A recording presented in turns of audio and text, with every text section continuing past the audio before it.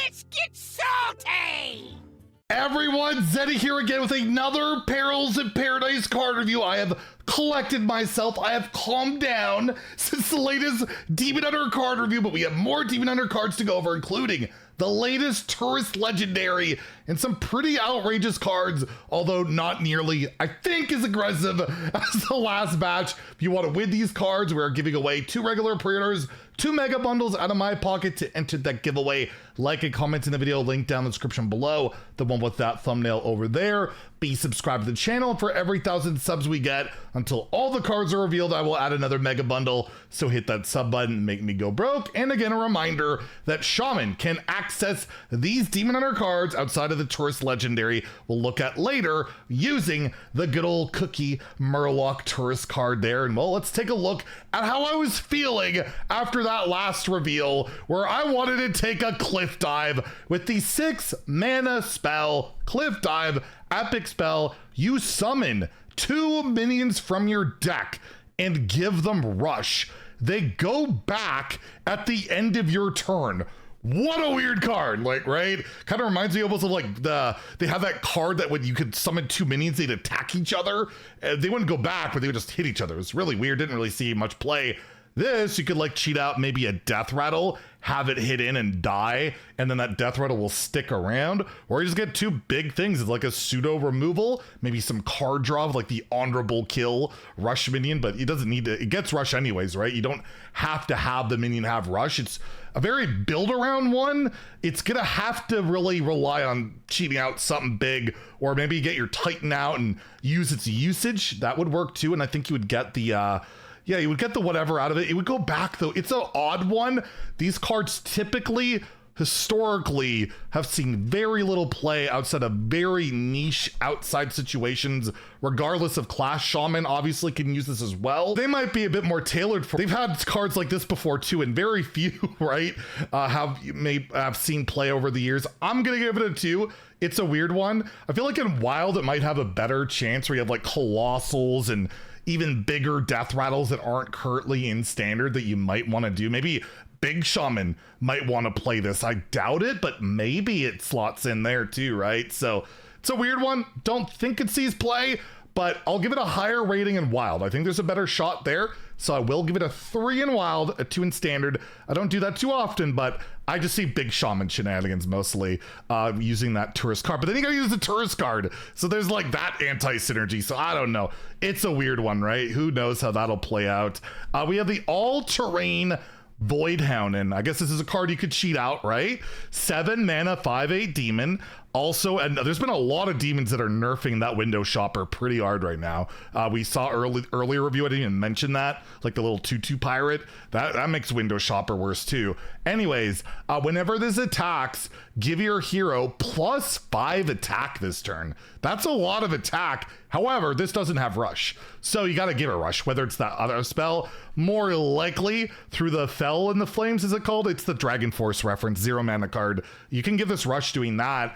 And yeah, you get +5 attack. You got this demon. There's like hand buff shenanigans, things like that. Sticks around, get even more attack. Like 5 attack is a lot. It's like the Lapidary, the old Soul Fragment card. That was pretty good back in the day, although that was probably a lot easier to set up. This just feels like probably too awkward to set up. You could give it rush as well with like your Titan, I suppose, but this is 7 mana, although it could be 1 mana with your window shopper. Maybe that's a buff there, so maybe it's good there. I don't know. You can't really build around that specifically, but overall, I've learned something in Hearthstone. If you got to work hard for something that doesn't have a huge payoff, it typically doesn't make the cut unless it's brute forced, and I don't think running a clunky 6 mana spell will do that, and I don't see this really working that well in Shaman either.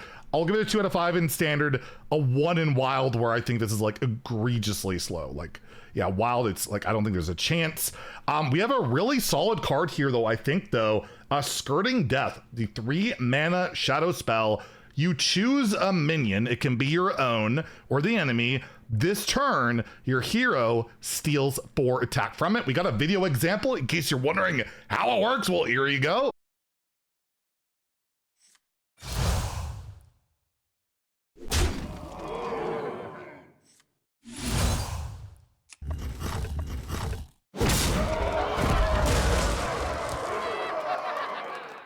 So yeah, as you see, the minion will just lose his attack. I have noted, like, if a minion does have like 3 attack, you will only get 3 attack. It's not like the Helm of Humiliation where you always get +5/+5. The minion has to have at least 4 attack to steal for you to use it. But yeah, you can get that attack and go face, kill the minion and value trade.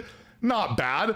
Are these things that Demon Hunter like to do? They like to go face. Value trading, not so much. And for 3 mana, there used to be a card that saw play. It gave you like immune back in the day. I can't remember what the name of it is. It saw play like Soul Fragment. It fell off eventually. I feel like that might be better, but again, you like kind of neutralize a minion for it, but it's only this turn, right? So they'll get that attack back like right on their turn, I believe. It's only your immediate turn. Not super sold on this either, honestly. I don't know if this makes the cut. And again, in Shaman, maybe they want to play it in like, again, that there might be that Wind Fury deck, right? Where we're talking about the pirates and all that stuff. Maybe this is another thing to add to all those Wind Fury effects. So I think maybe in Shaman, again, this could have a better chance. I'm going to give it a 3 just for that Shaman potential of maybe some degenerate like Wind Fury style thing, or maybe it's more a controlling card. Shaman utilizes it more. I feel like it's more suited to them, but we'll see. Yeah, 3 out of 5 in standard, 2 out of 5 in wild, where again, I don't think you're going to bother with this in that format.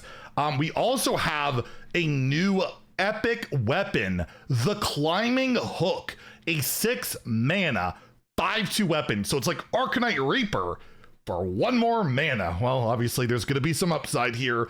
It doesn't lose durability while you control a minion with 5 or more attack. Kind of a throwback a little bit to that like hunter weapon that wouldn't lose durability if you controlled a dragon, which is a lot easier than controlling a minion with 5 or more attack. It's certainly doable. Got your window shoppers and your Illidari Inquisitors, the prior demon we looked at.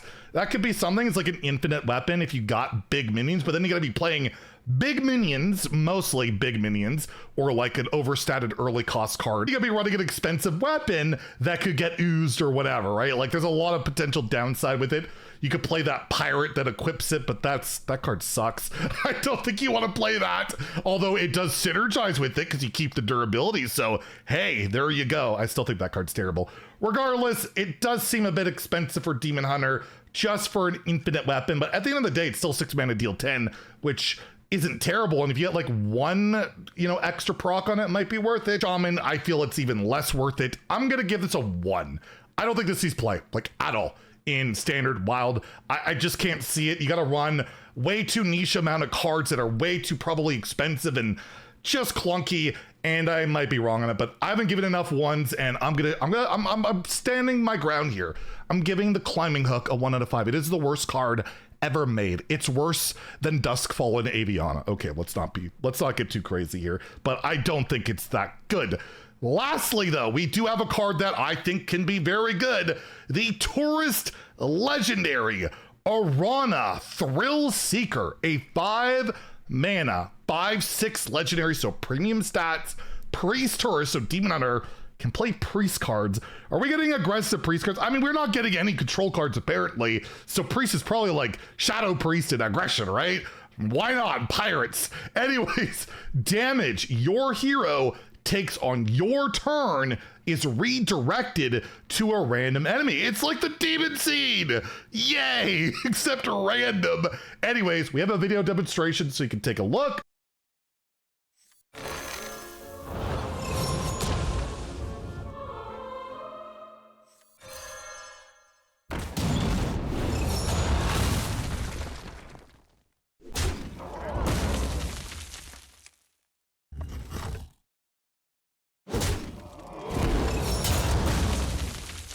But yeah, you attack into a minion, you get to deal that minion's damage to them, and self-damaging effects, if you have any, can go face, can hit an enemy. This can lead to a lot of damage, and let's play wild, and let's say we somehow randomly discover, since, it's not a Perils of Paradise Priest card, but like Thrive in the Shadows and Reno Jackson, you can OTK your opponent. If you can figure out a way to do that, that's a mark combo right there. There's plenty of shenanigans to go along with it, and again, we'll have a better idea of how good this card can be when we see priest cards later that might synergize well with it. But regardless, premium status, meaning with a pretty good upside that you can utilize while its effect is on the board. It's not for the rest of the game. It's not the Demon Seed like that. And allows you to build with priest cards, which will probably be pretty darn valuable. I basically have given all the tourist cards a 4, and I'll stick with that. I'm gonna give this a 4 out of 5 in standard.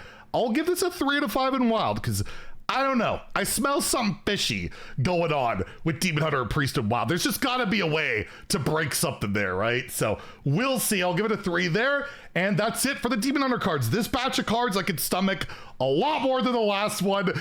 Anyways, that's it for today. We'll have more card reviews tomorrow, so stay tuned for that. If you enjoyed the video, please like and subscribe. Have a great day and stay salty, my friends.